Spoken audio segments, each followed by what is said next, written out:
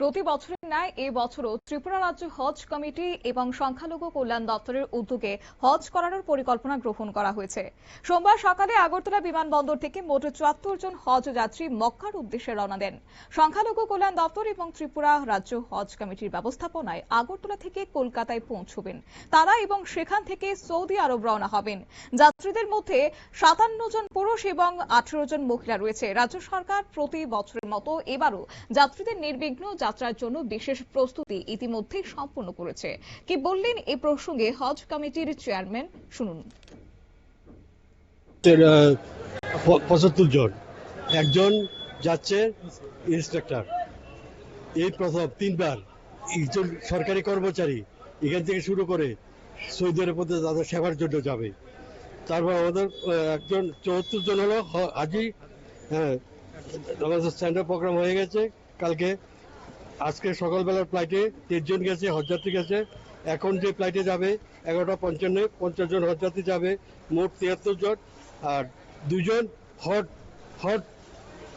Short হজ দুজন যাবে, সর্বমোট ৭৫ জন। পুরুষ হজযাত্রী হলো ৫৭ জন, মহিলা হলো ১৮ জন। তারা হজের উদ্দেশ্যে আজকে কলকাতা যাবে। ২২ তারিখ তারা কলকাতা থেকে সৌদি আরবের উদ্দেশ্যে রওনা হবে। তারা হজে যাবে, সৌদি আরব তীর্থস্থানে যাবে, হজে যাবে। আল্লাহ সেখানে নবীজির রোয়াজা আছে, কবরস্থান আছে, সেটাকে তবারক করার জন্য যাবে এবং আল্লাহর সান্নিধ্য লাভের জন্য তারা হজে যাবে। ইসলামের ৫টা স্তম্ভ আছে, যেমন নামাজ, রোজা, হজ, জাকাত এবং ঈমান, বিশ্বাস। ৫টা স্তম্ভের মধ্যে হজ হলো অন্যতম। যাদের সামর্থ্য আছে তারাই যাবে।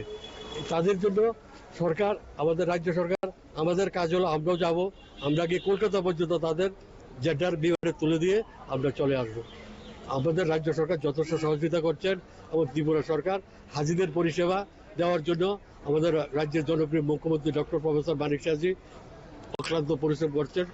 আর ধর্ম, বর্ণ, দলমত নির্বিশেষে সবার কাছে আমরা আশীর্বাদ দোয়া কামনা করছি, যারা যেভাবে চাচ্ছে সে মঙ্গলমত যাতে আবার ফিরে আসার জন্য। সব মিলিয়ে ধর্মীয় আচার পালনের এই পবিত্র যাত্রাকে কেন্দ্র করে রাজ্যে উৎসাহ ও উদ্দীপনা লক্ষ্য করা গেছে। প্রশাসনের তরফে নেওয়া এই বিশেষ ব্যবস্থাপনায় হজ যাত্রীরা নির্বিঘ্নে তাদের গন্তব্যে পৌঁছতে পারবেন বলে আশা করা হচ্ছে। শান্তি, সম্প্রীতি এবং মানব কল্যাণের বার্তা নিয়ে তাদের এই হজ যাত্রা সফল এবং মঙ্গলময় হোক এই কামনায় করেছেন এদিন সকলে। নিয়ে নিচ্ছি ছোট্ট একটি বিজ্ঞাপন বিরতির সঙ্গে থাকুন।